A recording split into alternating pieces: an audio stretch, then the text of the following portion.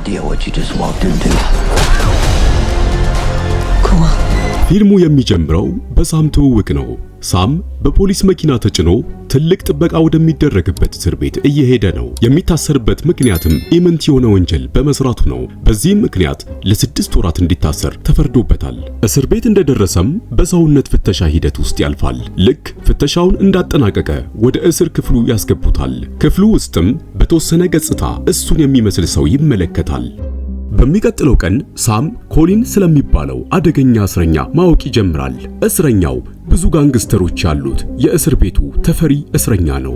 እናም ጋንግስተሮቹ ያንን ፈሪ እስረኛ ያላግባብ ያሰቃዩታል።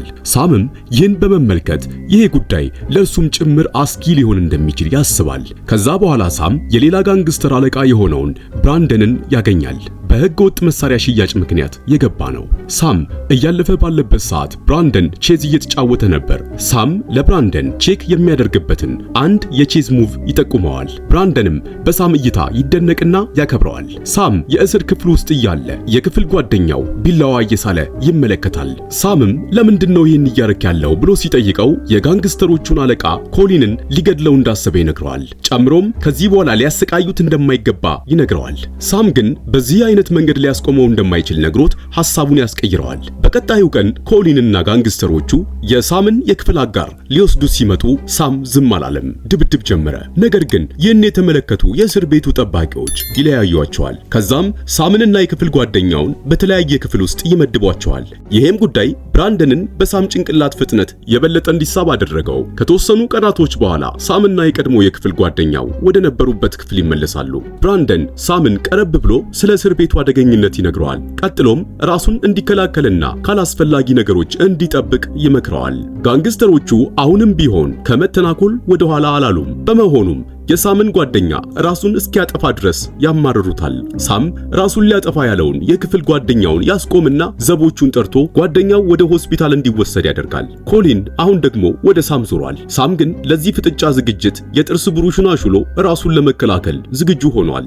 አንድ ቀን የኮሊን ጋንግስተሮች ሳምን ለማጥቃት ሲሞክሩ ብራንደን በቦታው ላይ ደርሶ ያድነዋል። ብራንደን ለሳም እነዚህን ጋንግስተሮች ለብቻህ መጋፈጥ አትችልም፣ እናም የኔ እርዳታ ያስፈልጋል። ለዚህም ደግሞ በምላሹ አንተ ደግሞ እኔን ታግዘኛለህ። ታዲያ ይህም እርዳታ የሚሆነው ከእስር ስትፈታ ነው ይለዋል። ሳምም የብራንደንን የማምለጫ ዕቅድ ያዳምጣል። በሚቀጥለው ቀን ኮሊንና ጋንግስተሮቹ በድጋሚ ሳምን ይጋፈጡታል። ነገር ግን ብራንደን ይደርስና ኮሊንን አይቀጡ ቅጣት ይቀጣዋል። በመጨረሻም ኮሊን ሕይወቱ ያልፋል። በዚህም ክስተት የኮሊን ጋንግስተሮች ይደነግጣሉ። ከዛ በኋላም ማንም ሳምን መሳፈጥ ያቆማል።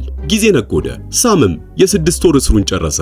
በሚለቀቅበት ሰዓት ሳም ጆን ከተባለ ሌላ ጋንግስተር ጋር ይገናኛል። ጋንግስተሩም ከብራንድ የተላከ አንድ ደብዳቤ ይሰጠዋል። ደብዳቤው የብራንደንን ሙሉ መመሪያ የያዘ ነው። ሳም ከእስር ከወጣ በኋላ በጣም የሚያምር ቤት ያገኛል። ውስጡ ሲገባም አንድ ሻንጣ ይመለከታል። ሲከፍተውም ፎርጂድ ፓስፖርቶች፣ ልብሶችና መሳሪያዎችን ያገኛል። የበሩ ደውል አንጫረረ። ሶና የምትባል ሴት ሻንጣ ሙሉ ገንዘብና የስልክ ቀፎ ይዛ ገባች። የስልክ ቀፎውን ብራንደንን ለማናገር እንደሚጠቀምበት ነግራው ትወጣለች።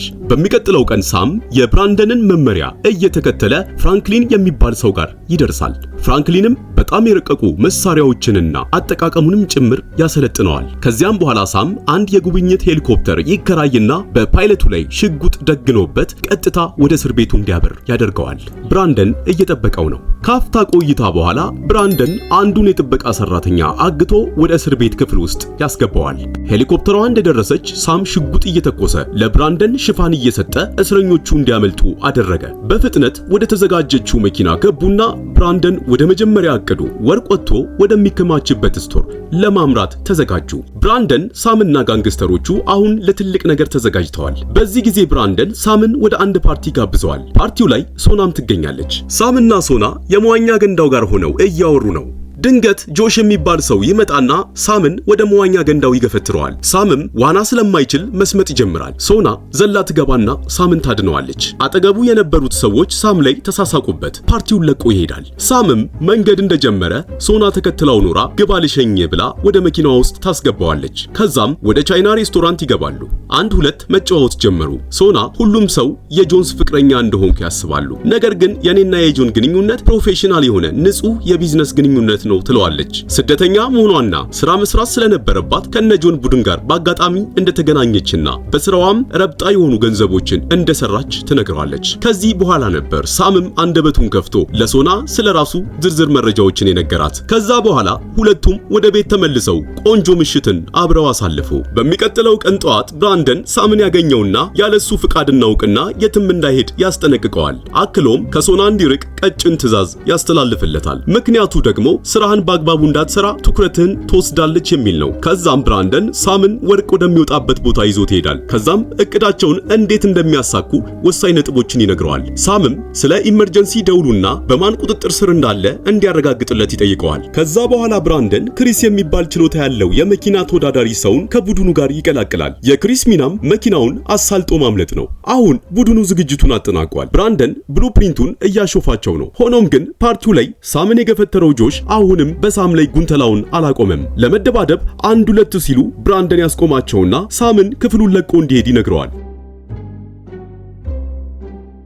ሳምም ወደ ክለቡ ሲያመራ የሆነ ሰው ሶናን ሲተናኩላት ይመለከታል። በዚህ መሃል ሳም ሽጉጡን ያወጣና ያስፈራራዋል። ከዛም ሰውየው ትቷት ከሄደ በኋላ ሶና ለሳም እንዲህ ስታደርግ የፖሊሶችን ትኩረት ልትስብ ትችላለህ፣ እናም ፖሊሶች ቢመጡ ታሽጌ ወደ አገሬ መመለስ ነው ጣፈንታዬ ትለዋለች። ሳም ይቅርታ ይጠይቃታል። ከዛም ሻይ ቡና እንበል ይላታል። ሶና ግን ግብዣውን አልተቀበለችውም። መጀመሪያ የማስቀድመው ስራ አለኝ፣ ከዛ እንችላለን ትለዋለች። ሳምም ተረጋግቶ ሶናን ይጠብቅ ይዟል። ልክ ስራዋን እንደጨረሰችም ወደ ባህር ዳርቻው ያመራሉ። ሶና ልብሶቿን አውላልቃ ሳምን እንዋኝ ትለዋለች። ሳም ግን ዋና ስለማይችል ፈራ ተባ እያለ ይመለከታታል። በመጨረሻም ልብሶቹን አውልቆ ውሃ ውስጥ ይገባል። ከዛም ዘና ፈታ እያሉ ጥሩ ጊዜን ያሳልፋሉ። ከዚያ በኋላ ሶና የአንገት ብራስሌቷን አውልቃ የሳም አንገት ላይ ታስርለታለች። ሶና ሳምን ታስጠነቅቀዋለች። ነገሮች ሁሌም ተመሳሳይ ላይሆኑ ይችላሉ፣ በመሆኑም ማንንም እንዳታምን እኔንም ጭምር ትለዋለች። ሳምም ያረጋግጥላታል። እሺ፣ ነገር ግን ሁሉ ነገር ካበቃለት በኋላ አብራው እንድትሄድና የህይወት ጓደኛው እንድትሆን ይጠይቃታል። ሶና ማምለጥ እንደሚከብዳት ትነግረዋለች። አሁን የመጨረሻዋ የዘረፋ ሰዓት ደርሳለች። ቡድኑ እንቅስቃሴ ላይ ያለ የጥበቃ ዘብ ህንፃውን ፍተሻ ይዟል። ከዛም ብራንደን ሳም ወደ ቬንቲሌሽን ሲስተም እንዲሄድና የሲሲቲቪ ካሜራዎችን እንዲያጠፋና ሁሉንም በሮች እንዲከፈቱ እንዲያደርግ ያዘዋል። እናም ሳም ግዳጁን በሚገባ ፈጸመ። ብራንደንና ሌሎቹ የቡድኑ አባላቶች ደግሞ የጥበቃ ሰራተኞቹን ማጽዳት ጀመሩ። ክፍል ውስጥ እያስገቡ ይቆልፍባቸው ይዘዋል። ጆሽ ስሜታዊ ሆኖ አንዱን ሰራተኛ ተኩሶ እግሩን ይመታዋል። ብራንደን በንዴት ጆሽን በሽጉጡ ሰደፍ ጭንቅላቱን መቶ ይጥለዋል። አሁን ቡድኑ ወርቁን እያቀለጠ እያሸገ ነው። ብራንደን ሰራተኞቹንም አስገድዶ እንዲያግዟቸው ያደርግና ወርቁን በቦርሳ መክተት ይጀምራሉ። ፖሊሶቹ ከበዋቸዋል። የፖሊሶቹን እይታ ለማጨናበርም መሳሪያ መተኮስ ይጀምራሉ። ነገር ግን ለማምለጥ ሲሞክሩ ፖሊሶች ይከተሏቸዋል። በተኩስ ልውውጡ ወቅት አንዳንድ የቡድኑ አባላቶች ይጎዳሉ። ነገር ግን በመጨረሻም ያመልጣሉ። ከዛም ወርቁን ለሚገዛቸው ጆንስ የተባለ ሰው ወርቁን ያደርሳሉ። በመጨረሻም መኪናዋ ውስጥ ያለውን የሞተ አካል ከነመኪናዋ እሳት ለኩሰው ወደ ገደል መኪናዋን ይገፋሉ።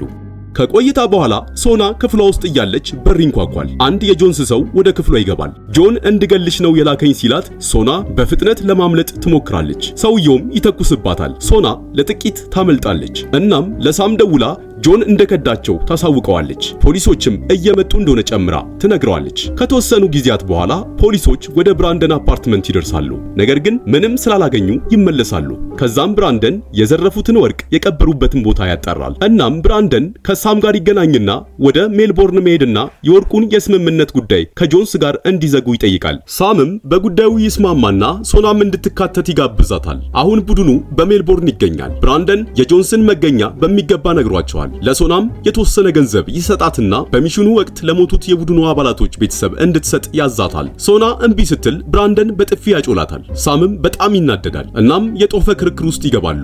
ብራንደን ሳምን አንተ እኮ አሁን ጋንግስተር ነህ፣ ምንም አይነት ድክመት ማሳየት የለብህም፣ ካሳየህ ደግሞ ብዙም አትቆይም ይለዋል። ካፍታ ቆይታ በኋላ ሶና እየተከተሏት መሆኑን ሳታውቅ መንገዷን ይዛለች። ብራንደን ለሳም ልክ ስራው እንደተጠናቀቀ ገንዘብ ትሰጣትና ወደ ሩቅ ሀገር ትሰዳታለህ የሚለው ንግግር ጆሮዋ ውስጥ አቃጨለ። ሶና እንደተከዳች በማሰብ ብስጭት ውስጥ ገብታለች። ሳም ከኋላዋ እየተከተላት ነበር። እናም ንግግራቸውን በትክክል እንዳልተረዳች ሊነግራት ይሞክራል። ነገር ግን ሶና አዝናለች። ሆቴል ውስጥ በጆን የተላከ አንድ ሰው ብራንደን ላይ ሽጉጥ ይደግንበታል። ጆን እንዲገለው እንደላከው ይነግረዋል። ብራንደንም ሰውየውን ጆን ከሚከፍልህ በላይ እጥፉን ከፍልሃለሁ ብሎ ያሳምነዋል። ከዛም ስለ ጆን ዝርዝር መረጃ ከነመገኛው ጭምር ይነግረዋል። በሚቀጥለው ቀን ብራንደንና ቡድኑ ጆንና ቡድኑ በወርቁ ጉዳይ ላይ ዲል የሚያደርጉበት ቦታ ላይ ይገኙና ይገሏቸዋል። ከዛም ወርቁን ይዘው ይሄዳሉ። ጆንንም ከነ ህይወቱ ይዘውት ይቀጡታል። የቀሪው ወርቅ ትክክለኛ መገኛን ካልነገርከን አንለቅህም ብለው ያሰቃዩታል። በመጨረሻም ይገሉትና ከተማዋን ለቀው ለመውጣት ዝግጅት ጀምራሉ።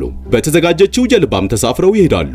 በጉዟቸው መሃልም ብራንደን ሳም ላይ ሽጉጥ ይደግንበትና ከዚህ በኋላ ልታምነኝ አይገባም፣ በመሆኑም የድርሻህን ገንዘብ ሰጥቼህ እንፋታለን ይለዋል። ሳም ረጋ ብሎ ወርቆቹን በድጋሚ እንዲያጣራቸው ይነግረዋል። ብራንደን ነገሩ ይገባዋል። እናም በልውውጡ ወቅት እኔና ሶናንን የቀየርነው ይለዋል። እናም አታስብ፣ አሁንም ቢሆን ሼርህን አታጣም ሲለው እንመለከታለን። ሳም ስልኩን ለብራንደን ይሰጠዋል። ሶና መስመር ላይ ናት። እናም ሳም ላይ አንዳች ነገር ብታደርስ ለፖሊሶች ተናግሬ አስይዛለሁ ትለዋለች። ብራንደን ምንም ምርጫ እንደሌለው ሲገነዘብ በንዴት ሳምን ይዞ ወደ ውሃ ውስጥ ይገባሉ። ሳም መዋኘት እንደማይችል ያውቃል። ሳም ትንሽ ከተፍጨረጨረ በኋላ ብራንደን ሳምን ከውሃ ውስጥ ያወጣውና ወደ ጀልባው ይመልሰዋል። ብራንደን ሳምን ለምንድነው ግን ይህን ያህል ወርቅ ይዘህ ልትጠፋ የፈለግከው ብሎ ይጠይቀዋል። ሳምም በምላሹ ብዙ አግዘኛል፣ እናም ልከዳህ አልፈልግም፣ ድርሻን እሰጥሃለሁ ይለዋል። ከዛም ብራንደንና ሳም ይለያዩና በተለያዩ ጀልባዎች ይጓዛሉ። ሳምና ሶና የባህር ዳርቻው ጋር ይገናኛሉ። የፊልሙ የመጨረሻው ክፍል ላይ ብራንደን ዝቅተኛ የሆነ ኑሮን በሌላ ከተማ የሚኖር ሰው ሆኖ እንመለከተዋለን። ነገር ግን ብዙም ሳይቆይ በጥቆማ በፖሊስ ተይዞ ወደ እስር ቤት ይገባል። እስር ቤት ሳለም ከሳም ደብዳቤ ደርሰዋል። ደብዳቤውም የወርቁን መገኛ የሚገልጥ ደብዳቤ ነው። ከዛ በተጨማሪ በደብዳቤ ውስጥ የሶና ፎቶ እርጉዝ ሆና ያሳያል። ያ ማለት ከሳም ጋር ጥንድ ሆነው አንድ ላይ እንደሚኖሩ የሚያሳይ ፎቶ ነው። ፊልሙ በዚህ ተጠናቋል። ውድ ቤተሰቦች እንደነዚህ አይነት ቪዲዮዎች እንዲደርሳችሁ ቻናሉን ሰብስክራይብ፣ ላይክ እና ሼር ያድርጉ። በቀጣይ በአዲስ ፊልም እስክንገናኝ ደህና ቆዩልን።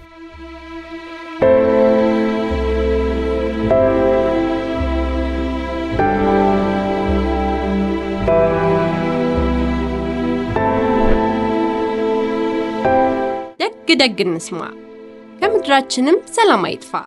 ሰላምን የወደደ ሁሉንም ይወዳል። ለልጅ የተመቸ ለሁሉም ይመቻል። በቃናዊ ሲኒማ